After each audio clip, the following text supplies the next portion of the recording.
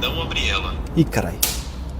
E se por acaso você abriu, não coloca de volta, senão você vai fundir o seu motor. Ah, velho.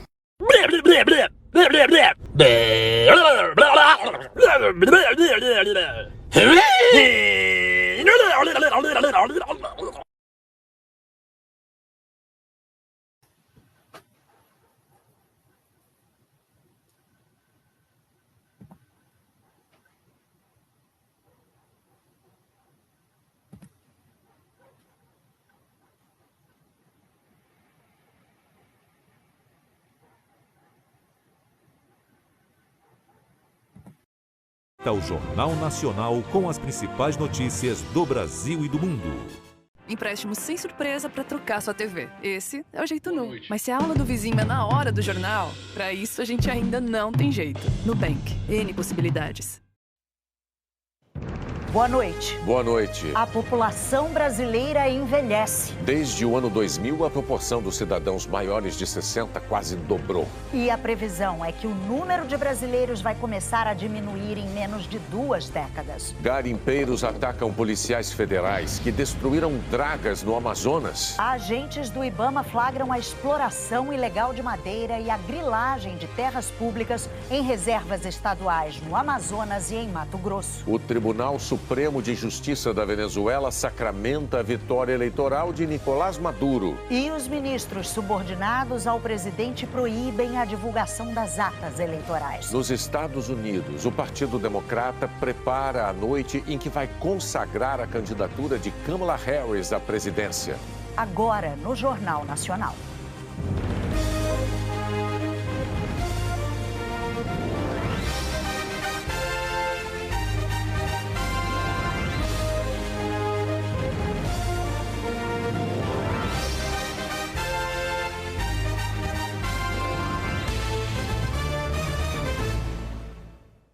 A vice-presidente dos Estados Unidos vai aceitar esta noite oficialmente a candidatura do Partido Democrata à presidência. E quem acompanha o 4º e último dia da convenção partidária na cidade de Chicago é a Raquel Krahenbuhl. Raquel, boa noite para você.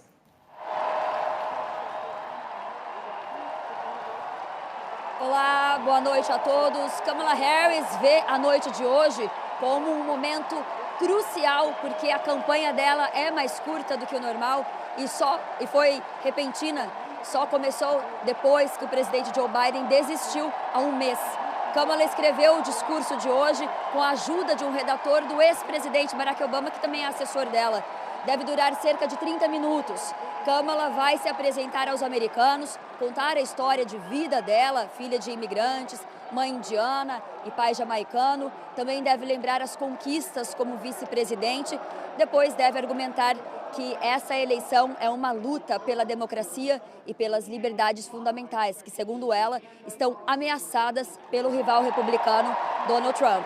Daqui a pouco, o Partido Democrata vai exibir um vídeo que compara as aparições de Kamala e Trump nos tribunais. Ela como procuradora, ele como réu em processos na justiça. A arena está lotada já desde bem cedo hoje e a expectativa aqui, porque essa é a principal noite desses 3 dias de convenção do Partido Democrata aqui em Chicago.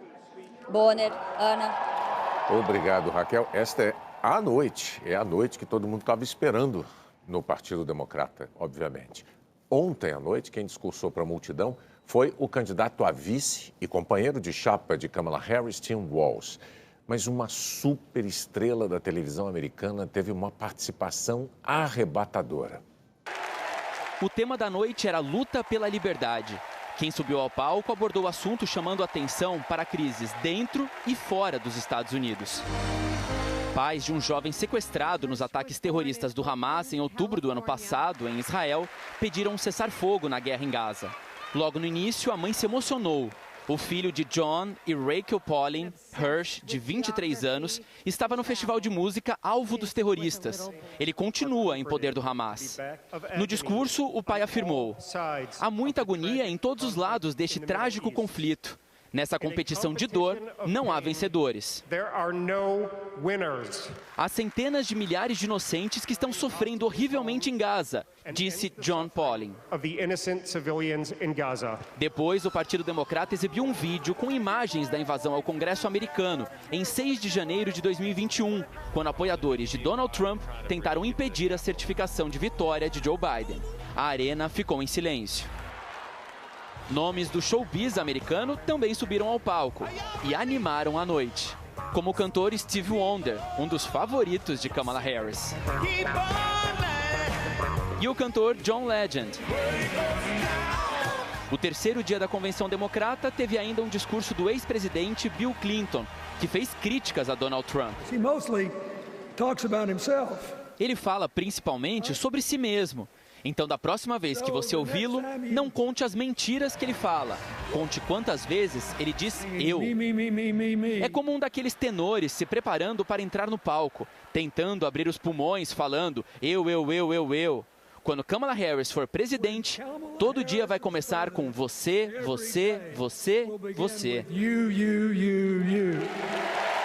A apresentadora Oprah Winfrey, uma das maiores estrelas da televisão e do entretenimento nos Estados Unidos, apareceu de surpresa logo depois. E focou nos eleitores independentes, que não são filiados a nenhum partido. Há pessoas que querem que você veja o nosso país como uma nação de nós contra eles. Pessoas que querem te assustar, te comandar. Pessoas que querem que você acredite que livros são perigosos e fuzis semiautomáticos são seguros. Que há um jeito certo de rezar e um jeito errado de amar. Pessoas que querem primeiro dividir e depois dominar. Mas aí é que está. Quando nós unimos, é impossível nos dominar.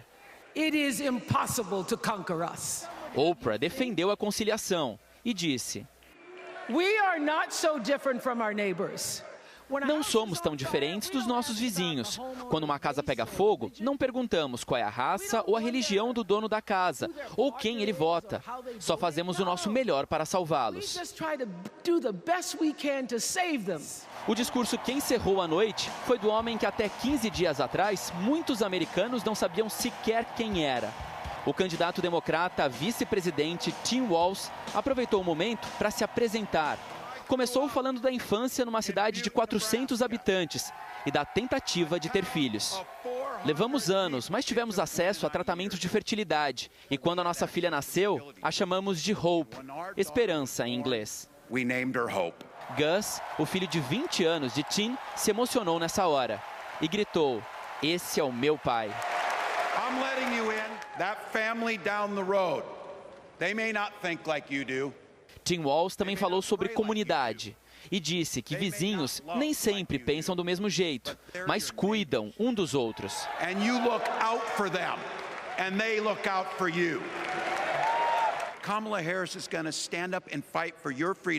Kamala Harris vai defender a sua liberdade de viver a vida como você quiser, porque é isso que queremos para nós e para os nossos vizinhos, disse o candidato. Tim Walz disputou a vaga de vice de Kamala Harris com nomes importantes do Partido Democrata. A escolha dele pegou muita gente de surpresa. Um dos fatores que agradaram a campanha é a habilidade de comunicação de Tim, uma língua afiada na hora de criticar adversários e o bom humor para prender a atenção do público. Lá estava eu, um professor de ensino médio de 40 e poucos anos com filhos pequenos. Experiência política zero e sem dinheiro. Concorrendo em um distrito profundamente republicano. Mas sabe de uma coisa? Nunca subestime um professor de escola pública.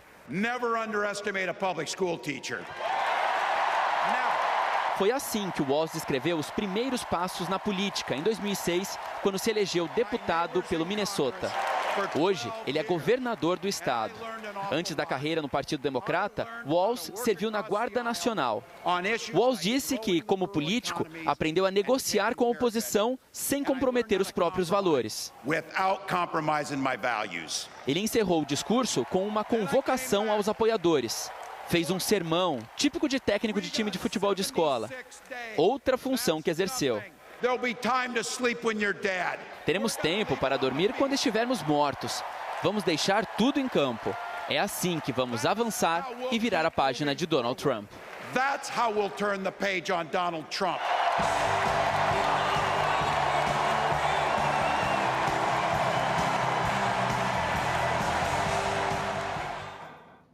O candidato do Partido Republicano, Donald Trump, dedicou o dia a um estado que tem tudo a ver com o principal foco da campanha eleitoral dele.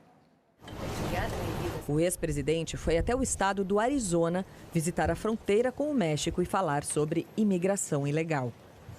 Ao lado do muro que tanto exaltou na campanha eleitoral de 2016, Trump defendeu seus 4 anos de governo e culpou Kamala Harris pelo aumento da entrada de imigrantes nos últimos 4 anos. Kamala has overseen a nation-wrecking border invasion. Apresentou um gráfico numa folha de papel e disse: "Esta flecha aqui embaixo mostra o ponto com menos imigrantes entrando na minha última semana do governo.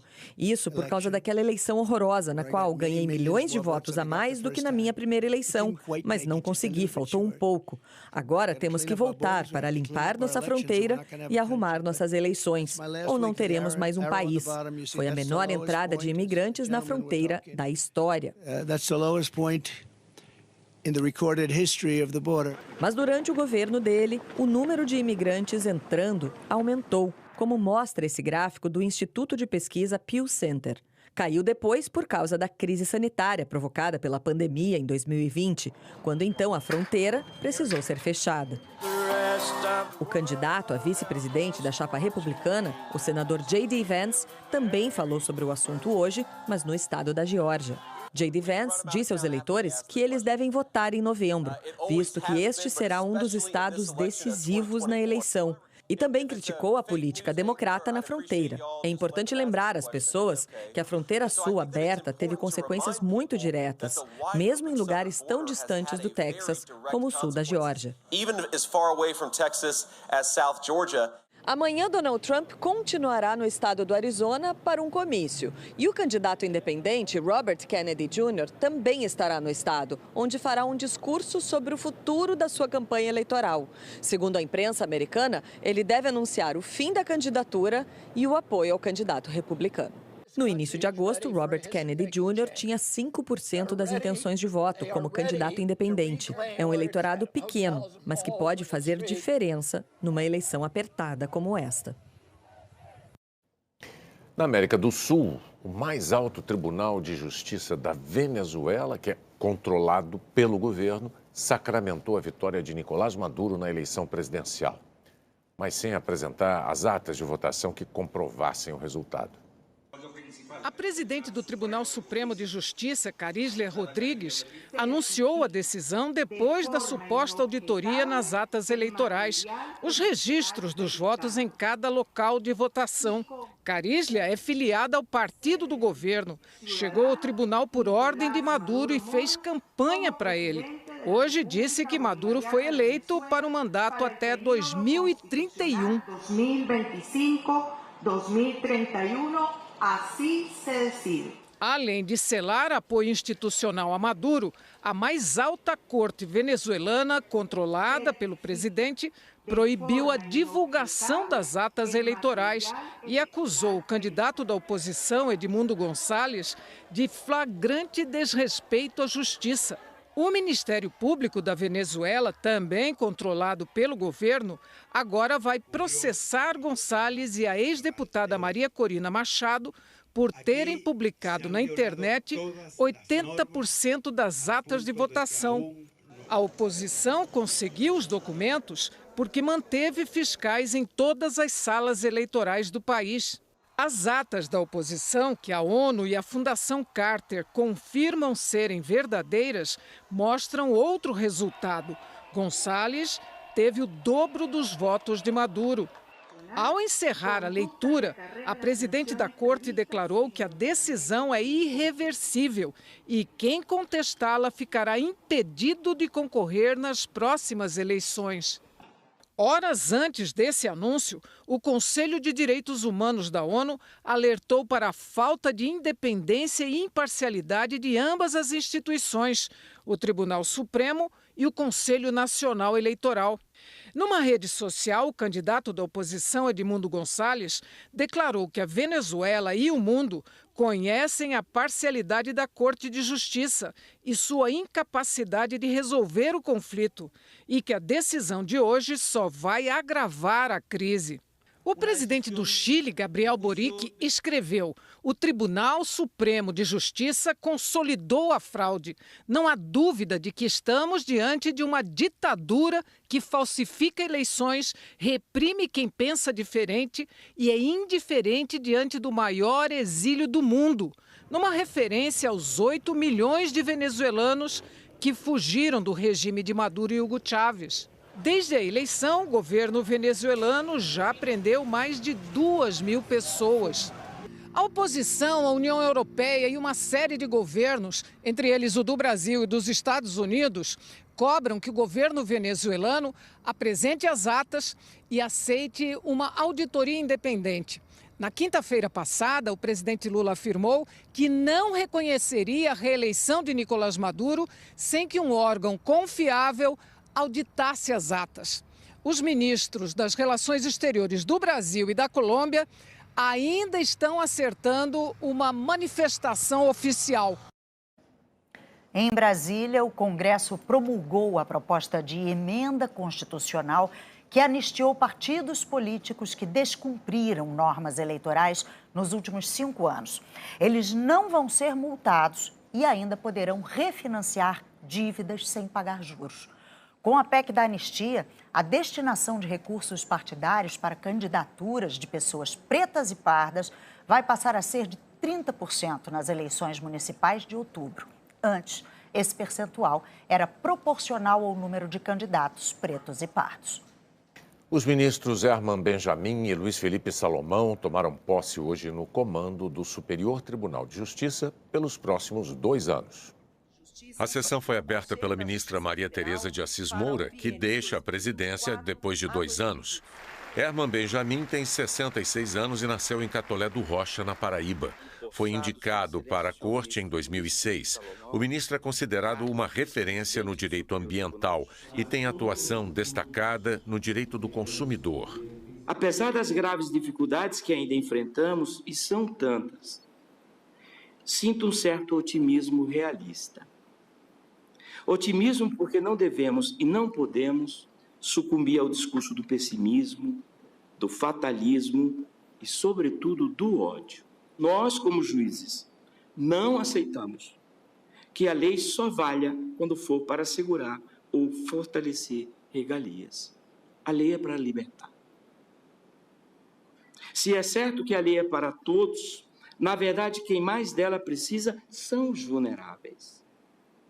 Os pobres, os excluídos, os oprimidos em uma sociedade que deveria ser de iguais. Não há Estado de Direito robusto, pleno e inclusivo na penúria.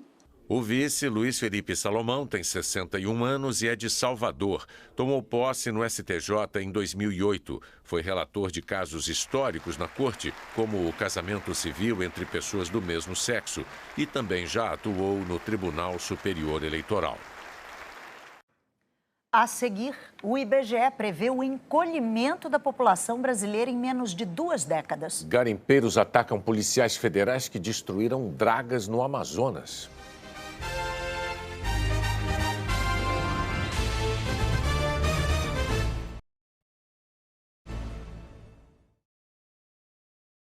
Em julho, o governo federal arrecadou 231 bilhões de reais em impostos e em contribuições. É o maior valor por mês desde o início da série histórica há 30 anos. De janeiro até julho, o total supera 1 trilhão e 500 bilhões de reais. Também um recorde para o período. Uma projeção do IBGE, feita com os dados do último censo, indica que a partir de 2042, a população brasileira vai começar a diminuir. Adriana decidiu engravidar aos 40 anos. E outro filho não está nos planos. Foi ela nascer que a gente decidiu, vamos ficar só nela, porque gerenciamento de tempo, de gastos, a dedicação que a gente consegue, né, oferecer para ela. De 2000 a 2023, a taxa de fecundidade do país, o número médio de filhos nascidos vivos por mulher, recuou de 2,32 para 1,57. Os dados fazem parte das projeções populacionais divulgadas hoje pelo IBGE. A pesquisa também mostra que as mulheres continuam tendo filhos cada vez mais tarde. A idade média, que era de 25,3 anos em 2000, passou para 27,7 anos em 2020. Essa é uma tendência que deve continuar. Segundo o IBGE, em 2070, a média de idade das mulheres brasileiras ao se tornarem mães deve chegar a 31,3 anos.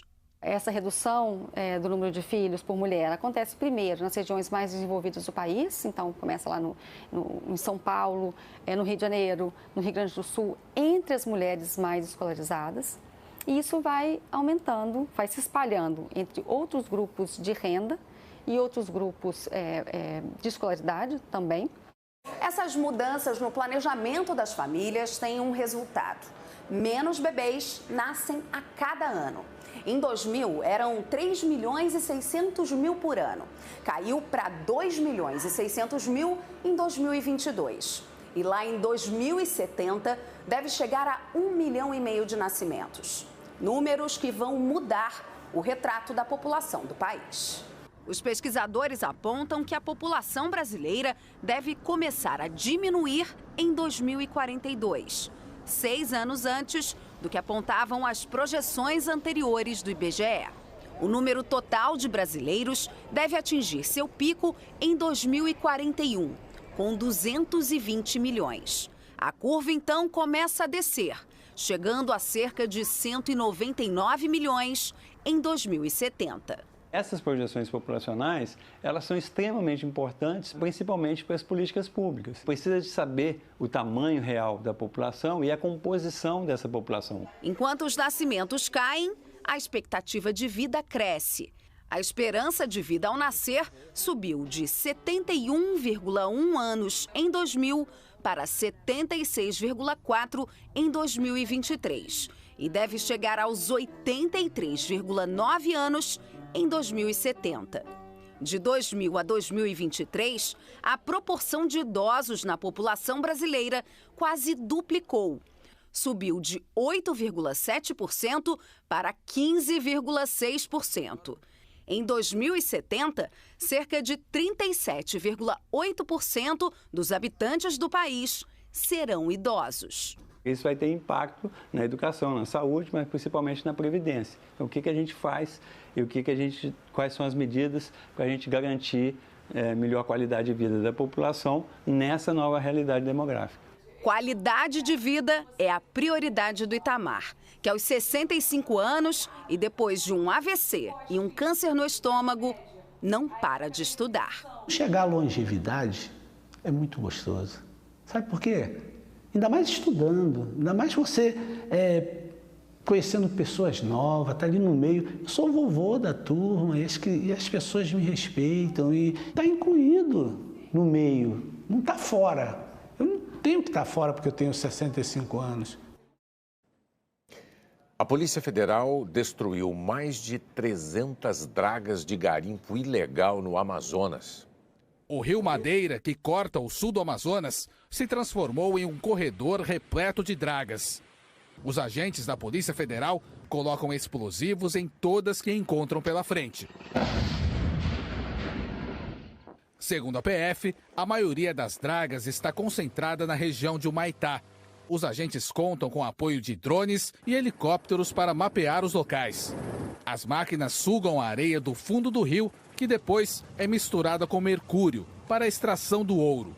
As águas ficam contaminadas e os peixes morrem. A população indígena e ribeirinha que vive nas imediações também é afetada. Segundo a PF, os garimpeiros aproveitam essa época de estiagem, quando o nível dos rios está mais baixo, para retirar o ouro do rio com mais facilidade. Ainda segundo as investigações, o garimpo ilegal também ocorre em áreas indígenas. Ontem, por causa da operação, os garimpeiros fizeram protestos na cidade de Humaitá. Eles atacaram os agentes da PF com rojões e pedras. Os policiais reagiram e seguiram com a fiscalização no Rio Madeira. Depois, os garimpeiros tentaram invadir a prefeitura e houve novo confronto. Dessa vez, com a polícia militar, que usou balas de borracha. Uma pessoa ficou ferida. Estudantes e funcionários de uma escola ficaram assustados. Nós, funcionários aqui da escola, juntamente com a gestora, professores, conseguimos também amenizar a situação, deixar os alunos dentro da escola o mais pacífico possível. A polícia prendeu 6 suspeitos por associação criminosa, dano ao patrimônio e lesão corporal. A operação da PF no Rio Madeira deve durar mais 10 dias. Esse tipo de comportamento justifica os 2 eixos estratégicos da Polícia Federal no combate ao crime ambiental. A parte tática operacional ostensiva, onde se destroem esses equipamentos, e também a parte de polícia judiciária, que é quando a Polícia Federal se debruça em investigações estruturantes para poder combater também a lavagem de dinheiro e descapitalizar as lideranças desses crimes. Também no norte do Brasil, agentes do IBAMA flagraram a exploração de madeira ilegal e a grilagem de terras públicas em reservas estaduais. Estrada bloqueada com toras de madeira. Ponte destruída. Aí para dentro acontecendo uma extração ilegal muito forte, a degradação ambiental em grandes proporções. E aí eles derrubaram essa ponte aí para impedir o avanço da fiscalização. A fiscalização do IBAMA, com apoio da Força Nacional, não conseguiu avançar por terra em alguns pontos da reserva extrativista Guariba, no Amazonas. Mas com câmeras escondidas na floresta, registrou bandidos retirando 9 máquinas pesadas de dentro da unidade de conservação de madrugada. Eles fizeram a ponte, tiraram a máquina e tal aí para dentro. Após a gente conseguir ultrapassar as pontes derrubadas, no local a gente conseguiu constatar bastante tipos de crimes ambientais, como extração ilegal de madeira, desmatamento, queimadas, né? E vários outros crimes que estão sendo cometidos naquela região. Nesses áudios, grileiros tentam aumentar a invasão da área. O negócio lá que tá querendo pôr mais gente lá pra dentro, entendeu? Que lá só tem mais fazendeiro, aí chacreiro tem pouco. Este homem, detido pela fiscalização, confessa que estava tirando madeira da unidade de conservação e que tem um lote na área. Nós veio com a ideia de tirar essa madeira, nós ia tirar. Tipo assim, vamos contar a realidade. Pronto. Entendeu? Porque nós lá estamos desempregados. Primeiro eles entram na região e extraem a madeira. Essa madeira já vai gerar lucro para que eles possam fazer o desmatamento. E isso vai juntando gente, até chegar um ponto que cada um já tem o seu lote demarcado de qualquer forma e quando você vê, já existe praticamente uma vila numa região dessa. Sinais de invasão também na Floresta Estadual de Manicoré, outra unidade de conservação do Amazonas. As equipes de fiscalização destruíram as estruturas construídas ilegalmente e apreenderam armas, motosserras e um caminhão carregado de madeira ilegal dentro da unidade de conservação. Em outro ponto da reserva, um rastro de desmatamento chamou a atenção. Uma pista de pouso de 1.300 metros. E uma pista dessa, naquela região onde não existe nenhuma propriedade, não e uma fazenda grande por perto, e tratando-se de unidade de conservação, não tem outro caminho que não seja uma pista de pouso para tráfico de drogas. Não existe outra possibilidade. O IBAMA investiga os crimes ambientais nessa região de unidades de conservação na Amazônia há pelo menos 5 anos e afirma que eles começaram em Mato Grosso, na reserva extrativista Guariba Roosevelt, distante mais de 1.000 quilômetros daqui de Cuiabá. E nesses últimos 5 anos, só na reserva aqui do estado, quase 10.000 hectares foram desmatados. Os alertas registrados esse ano até agora já superam os do ano passado. Em alguns pontos, o desmatamento já deu lugar à criação de gado. Essa reserva faz divisa e sobreposição com a terra indígena Cauá-Riva do Rio Pardo, onde vivem indígenas isolados. A articulação dos povos indígenas do Brasil pediu a retirada dos invasores da região em uma ação no STF. Quando a gente fala de terras indígenas com a presença de indígenas isolados, a gente está falando numa situação de extrema gravidade. Então, a gente avalia que esse processo deve ser feito o quanto antes. A Secretaria de Meio Ambiente de Mato Grosso afirmou que age com firmeza no combate aos crimes e que desde o começo do ano fez 37 operações na reserva extrativista Guariba-Roosevelt. A Secretaria de Meio Ambiente do Amazonas declarou que identificou atividades ilegais dentro da reserva do Guariba e que acionou a Procuradoria-Geral do Estado para responsabilizar os envolvidos. Um apagão pouco antes das 5 da tarde afetou cidades do Acre e de Rondônia. Segundo o operador nacional do sistema, por volta das 7h30 da noite, 70% da carga tinha sido religada. O ONS identificou uma falha no sistema de transmissão que interliga os estados, mas ainda não sabe as causas. No interior do Acre, um município enfrenta a seca 6 meses depois da maior enchente da história. Em Brasileia, o rio Acre está no nível mais baixo em 53 anos. A Defesa Civil vai enviar carros-pipa para socorrer a zona rural. Em fevereiro, o mesmo rio subiu 15 metros e inundou 80% do município. Vamos ver como fica o tempo amanhã em todo o Brasil. Eliana, boa noite. Boa noite, Ana Luísa, Bonner, e boa noite para você. A semana termina muito quente, principalmente nesses estados. Em Cuiabá, a máxima de 41 graus, 6 acima da média. Em Palmas, Rio Branco, Porto Velho e Manaus, 38. Essas capitais também esquentam mais do que o normal para o mês. Em Curitiba, 28 graus, bem distante do que seria comum em agosto. Em São Paulo, 33. E no Rio de Janeiro, 37. As duas cidades deveriam estar perto dos 24 e dos 25 graus. Também chamam a atenção os 36 graus de Teresina, os 35 de Belém, Macapá e Goiânia. Em Boa Vista, São Luís, Campo Grande e Brasília, 34, 33, 32 e 31 graus. Em Belo Horizonte e Vitória, 30. Apenas Florianópolis e Porto Alegre estão mais frias, com 21 e 15 graus. É que o tempo fica fechado e chuvoso. Condição prevista também no norte do Rio Grande do Sul e na maior parte de Santa Catarina, até Foz do Iguaçu, no Paraná. Chove menos nas partes em verde, do norte e do nordeste. E o sol predomina em grande parte do país. Nas áreas com vento forte, os meteorologistas avisam que há risco de tempestade de poeira, onde está seco há muitos dias. Além de as rajadas dificultarem o controle do fogo, onde a vegetação está queimando. Vamos falar agora dos temporais que podem se espalhar das regiões gaúchas às catarinenses, passando por parte do Paraná e de Mato Grosso do Sul. O Centro Nacional de Monitoramento e Alertas de Desastres Naturais considera a possibilidade de alagamentos e deslizamentos pontuais. E depois dessa chuva forte, vem o frio intenso. Na Serra Gaúcha, em Bom Jesus, termômetros de 8 a 13 graus amanhã, com 50 milímetros de chuva. É muito. De domingo para frente, para de chover e as temperaturas chegam às mínimas de 0 grau e de -1 na segunda-feira. Na Serra Catarinense, em Urupema, grandes volumes de chuva nessa sexta-feira também. E até 5 graus abaixo de 0 no começo da próxima semana. Inclusive, há previsão de neve no domingo. No mesmo dia, esfria muito em São Paulo, no Rio e no sul de Minas Gerais.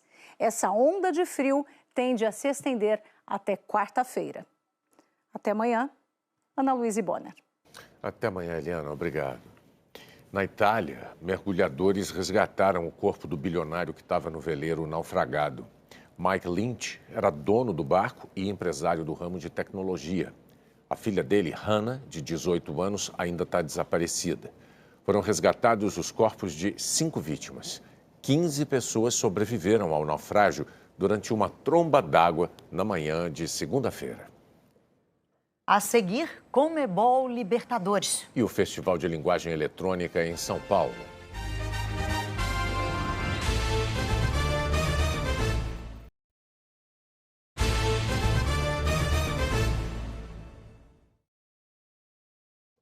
O São Paulo derrotou o Nacional do Uruguai por 2-0 e avançou para as quartas de final da Conmebol Libertadores. Bobadilha fez o primeiro do jogo para o São Paulo. No segundo tempo, Caleri aumentou a vantagem. O São Paulo vai enfrentar o Botafogo na próxima fase da competição. Um festival de linguagem eletrônica em São Paulo oferece aos visitantes obras interativas que misturam realidade e imaginação. Dizem que a arte também é o retrato de uma época. E o registro dos nossos tempos pode ser feito assim, usando as lentes da tecnologia. Os óculos são uma ferramenta de teletransporte. A gaiola continua no mesmo lugar. A gente aqui não. Você começa dentro da gaiola ali e conforme você vai andando, você vai conseguindo... Fica tudo rodando. Quando você fecha o olho, você consegue pausar o tempo e ver tudo parado à sua volta. E depois que você anda até a posição 4, você consegue sair da gaiola. Se enxergar de fora do corpo. Coisa de filme. E depois de um tempo você perde a noção de onde você está no espaço, então é louco. Aliás, até os filmes poderão ser vistos de outra forma. Aqui passam 3 ao mesmo tempo. A gente muda a cabeça de lado, vai mudando o som e vai passando várias imagens, é uma coisa bem legal. É a arte brincando com essa história de estar em vários lugares e fazer tudo ao mesmo tempo com a ajuda da tecnologia. Um cenário futurista, mas sabe-se lá se logo não estará presente. A edição deste ano coloca na mesa as discussões sobre inteligência artificial. A inteligência é algo que está modificando completamente as artes visuais. Não só as artes visuais, como o cinema, os vídeos. Eu acho que o que vai surgir agora são os artistas de inteligência. Porque a inteligência sozinha, ela não faz isso. Ela tem que fazer com o humano, para o humano. Quem dá o sentido às coisas somos nós. Em poucos segundos, a inteligência artificial transforma uma tela em branco em uma pintura única, de estilos diferentes. O Jonas, técnico de informática, nunca pensou que a tecnologia pudesse ter essa cara. Eu já mexia com informática desde a década de 90, 95, né? E não tinha tudo isso. Hoje eu estou envelhecendo, Envelhecendo e eu estou vendo que a tecnologia está avançando cada vez mais. Não sei daqui para frente como que vai ser. Tem também a inteligência generativa, que dá vida à escultura a partir do som da música eletrônica erudita. Uma onda do mar que, como a de verdade, nunca é igual à anterior. E o que falar quando a obra quase sempre adivinha pensamentos? Olha, aqui a ideia é que a gente pense em um número de 1 a 12 e o cavalo tente adivinhar o meu pensamento. Ele vai bater a patinha no chão. Vou aqui pensar num número, eu não vou contar para não falar que tem câmera aqui captando, então eu não vou nem fazer nenhum sinal. Ok, pensei, vamos lá.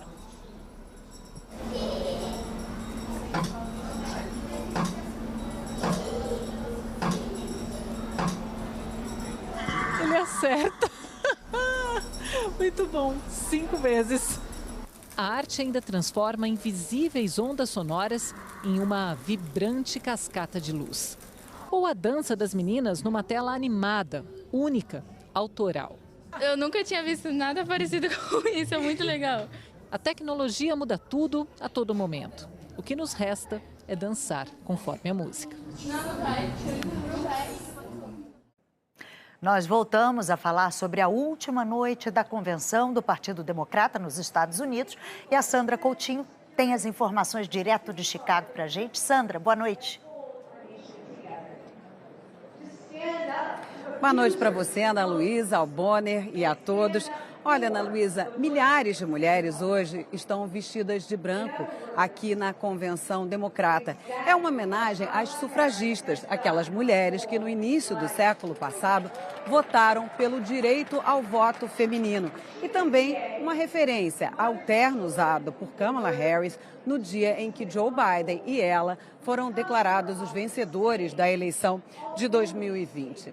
No discurso de hoje, Kamala Harris vai prometer cortes de impostos para os mais pobres, vai também falar sobre o aumento de oferta de casas para combater a alta dos preços da moradia e também um combate firme da inflação. Sobre política externa, ela vai concentrar as palavras relacionadas às guerras na Ucrânia e também na faixa de Gaza.